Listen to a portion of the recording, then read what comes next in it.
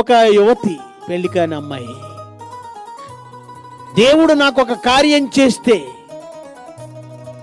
నేను దేవుణ్ణి నమ్ముకుంటా, బాప్తిజం తీసుకుంటా అంది. పాస్టర్ గారిని అడిగాను, ఏంటండి అని. ఏం లేదండి, చాలా కాలం నుంచి అమ్మాయికి పెళ్లి కావటం లేదు, దేవుడు ఇప్పుడు చేయవలసిన కార్యం పెళ్ళిళ్ళ పేరయ్యేలాగా ఆయన కూడా తిరిగి ఆమెకు ఒక సంబంధం చూసి పెట్టాలి, అలా చూసి పెడితే అప్పుడు దేవుణ్ణి నమ్ముకుంటుందట. మరొక ఆయన వచ్చాడు, నాకు ఆరోగ్యం బాగాలేదు, ఆరోగ్యం కుదుట పడితే దేవుణ్ణి నమ్ముకుంటా. మరొక బాబు వచ్చాడు, నాకు పలానా సీట్ కావాలా, సీట్ వస్తే దేవుణ్ణి నమ్ముకుంటాను. చాక్లెట్ ఇస్తే స్కూల్కి వెళ్తానని చిన్నప్పుడు అనుభవం ఉంది. బైబిల్ 66 పుస్తకాలు నీ చేతికి వచ్చాక క్రీస్తు యొక్క త్యాగం ఇంత ఇంత గొప్పగా నీ ముందున్నప్పుడు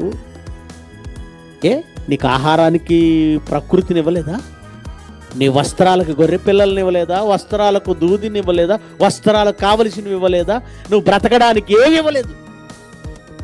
అన్నీ ఇచ్చాక ఇంకా శోధిస్తారా దేవుణ్ణి? ఇంకా శోధించాలా మనం?